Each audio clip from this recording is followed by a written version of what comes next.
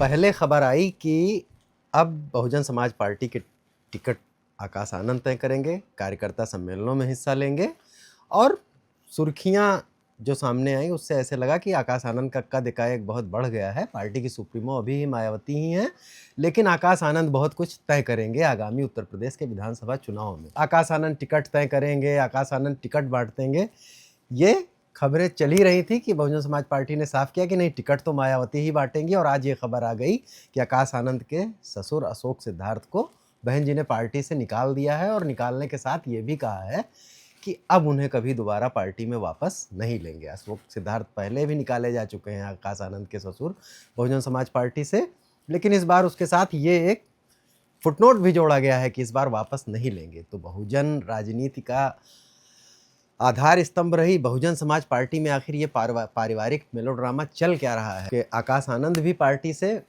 बाहर गए, अंदर आए। मायावती के भतीजे हैं, उनके बेटे के भाई हैं और 2024 के लोकसभा चुनाव में थोड़ा सक्रिय भी दिख रहे थे। सीतापुर की रैली में उन्होंने भारतीय जनता पार्टी सरकार पर बहुत कस के बरसे और उन्होंने बताया कि ये सरकार ऐसी है और वैसी है, और बोलते बोलते यहाँ तक बोल गए कि इस सरकार को जूते मारकर हटा देना चाहिए। अब ये बात पता नहीं राजनीतिक खेमों में क्या, किसको कैसे नागवार गुजरी, बहुजन राजनीति को इससे क्या कोई नुकसान होने वाला था, या बहुजन समाज पार्टी की अपनी राजनीति है, मायावती जिसको कंट्रोल करती हैं, उन्होंने आकाश आनंद की सभी सभाएं वापस ले ली और उसके बाद फिर वो लोकसभा चुनाव में राजनीतिक रैलियों के मंच पर नजर नहीं आए। यहाँ तक कि प्रेस रिलीज तक में इस बात का जिक्र हुआ जब आकाश आनंद के ससुर को पार्टी से निकाला गया, आकाश आनंद की सक्रियता को बिल्कुल जीरो कर दिया गया। कहा जा रहा था कि पार्टी के युवा चेहरे हैं और उनके पास बड़ी तेवरदार भाषा है जिसकी उम्मीद बहुजन समाज कर रहा है। उस पर मायावती जी ने सारा ठीकरा अशोक सिद्धार्थ पर फोड़ दिया कि अशोक सिद्धार्थ, जब से आकाश आनंद की शादी हुई है, उनके घर में नई लड़की आई है, वो ऐसे कर रही है और बहुजन आंदोलन को नुकसान पहुंचाने की कोशिश कर रही है। अशोक सिद्धार्थ अपनी एक पैरेलल पार्टी चला रहे थे। वाकई एक समय ऐसा था कि जब आकाश आनंद के ससुर पार्टी में बहुत ताकतवर हुआ करते थे, लेकिन बहन जी की राजनीति में समय तो अलग अलग आते रहे हैं। एक समय पर बाबू सिंह कुशवाहा और नसीमुद्दीन सिद्दीकी इतने ताकतवर हुआ करते थे कि लोग बताते हैं कि मायावती के भाई को भी कोई काम करवाना होता था तो उन्हें बाबू सिंह कुशवाहा और नसीमुद्दीन सिद्दीकी की चिरौरी करनी पड़ती थी। इनको बहन जी ने इतनी शक्तियां दे रखी थी कि उनके भाई के भी किसी काम के लिए उन्हीं से बात करनी पड़ती थी। वो लोग भी पार्टी से दूध में मक्खी की तरह निकाल कर फेंक दिए गए। अशोक सिद्धार्थ तो इस मामले में फिर भी खुशकिस्मत हैं, शायद रिश्तेदार हैं इसलिए भी कि बाहर गए फिर अंदर आए। उन पर बहुत सारे आरोप लगे कि पैरेलल पार्टी चला रहे हैं, पार्टी संगठन में, चंदे में तमाम सारी गड़बड़ी। आकाश आनंद को कंट्रोल का मुद्दा सबसे ज़्यादा था। अब यूपी चुनाव लगातार नज़दीक आते जा रहे हैं। बहन जी सक्रिय हैं, मीटिंग करती हैं, लेकिन सड़क पर उतरना शायद उनके लिए इस उम्र में इतना आसान नहीं है और रैलियां नहीं कर रही हैं। टिकट के चाहने वाले ये चाहते हैं कि रैली भाई मायावती करें, ना कर पाएँ तो आकाश आनंद तो कम से कम करें ही। और उधर चंद्रशेखर अपने 45 उम्मीदवारों की लिस्ट के साथ आ गए हैं। किसी सवर्ण को टिकट नहीं दिया है, 45 SC ST OBC मुस्लिमों पर दांव लगाया है और अब वो ये भी शपथ दिलाने लगे हैं कांसी राम का नाम लेकर कि इस सरकार को उखाड़ फेंकेंगे। जैसे लोग शपथ नहीं दिलाते हैं कि फला काम करेंगे, तो अभी वो रैलियों में आप उनके पिछले कुछ जनसभाओं के वीडियोस वगैरह देखेंगे तो उसमें चंद्रशेखर ये कहते नजर आते हैं कि बहुजन समाज ये प्रण ले कि इस सरकार को उखाड़ फेंकेंगे। कांसीराम की बात करते हैं, यानी कि बस बहुजन समाज पार्टी के संस्थापक कांसीराम राजनीतिक मंचों पर चंद्रशेखर द्वारा ज़्यादा इस्तेमाल किए जा रहे हैं बनिस्बत बसपा के। और बसपा इसी उधेड़-बुन में लगी हुई है कि टिकट कौन तय करेगा, आकाश आनंद या मायावती। तो ये कुछ वाकई रस्साकसी है क्या? अब क्या पार्टी का एक खेमा ऐसा चाहता है कि अब आकाश आनंद को पार्टी को संभाल लेना चाहिए, लेकिन मायावती जी पता नहीं किन कारणों से अभी आकाश आनंद को सीमित शक्तियां देने के मूड में लगती हैं। जब इस तरह की खबरें मीडिया में चली कि अब आकाश आनंद टिकट तय करेंगे, 10 अगस्त को जाएंगे हाथरस के सादाबाद में टिकट की घोषणा करेंगे, अवनी शर्मा का टिकट वहां कहा जा रहा है, फिर जेवर के प्रत्याशी की घोषणा करेंगे। संदेश ये गया कि अब तो आकाश आनंद ही टिकट तय करेंगे।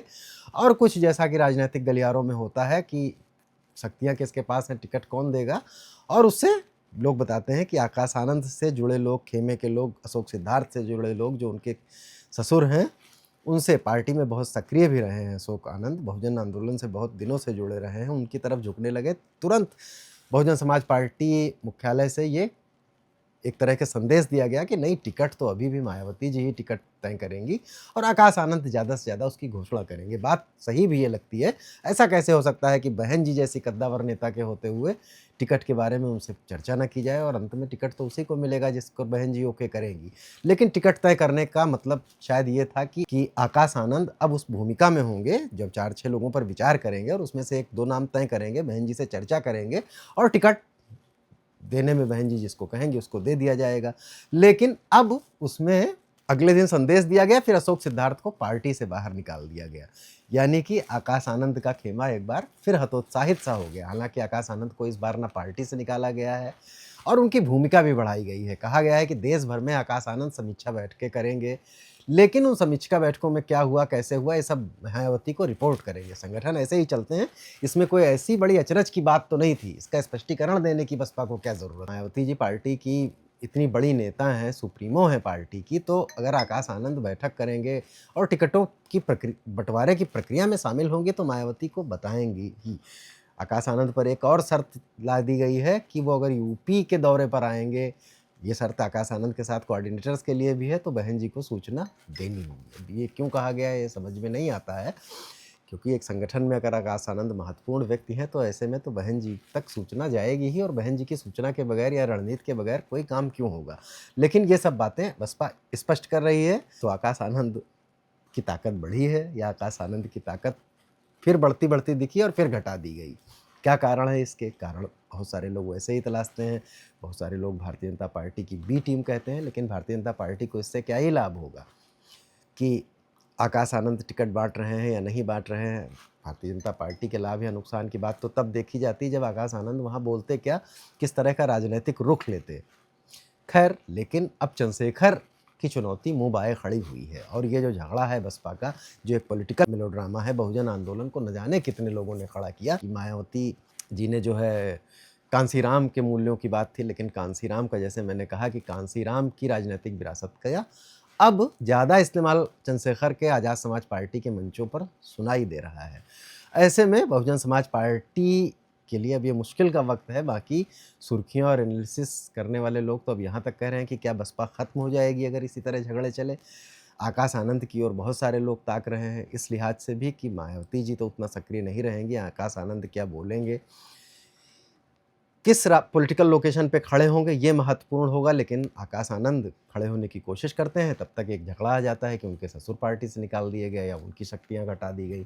तो बसपा के लिए ये चुनौती अब बढ़ती ही जा रही है और बहन जी को अब ये ट्वीट या उससे आगे सोचना होगा, क्योंकि अब पार्टी के पास वैसा संगठन, वैसा उत्साह नहीं है कि मायावती जी का कोई भी फरमान ग्राउंड लेवल तक आता और पार्टी वैसे ही चलती रहती। जनाधार की भी कमी है, दलितों में भी निराशा है, क्योंकि पार्टी लड़ती हुई दिख नहीं रही है।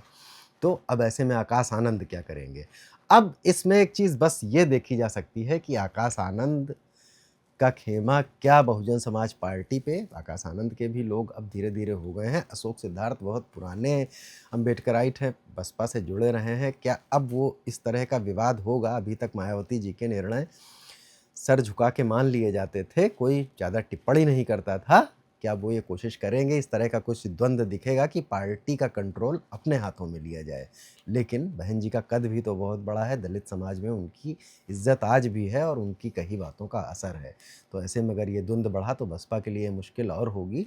लेकिन बसपा को बचाए रखना है, उसे प्रासंगिक रखना है, बनाए रखना है, तो कुछ न कुछ द्वंद्व, कुछ न कुछ कॉन्फ्लिक्ट से ही शायद निकले और हो सकता है आने वाले दिनों में ये कॉन्फ्लिक्ट और बढ़े। फिलहाल अशोक सिद्धार्थ पार्टी से निकाल दिए गए हैं इस ताकीद के साथ कि अब उनकी बसपा में वापसी नहीं होगी।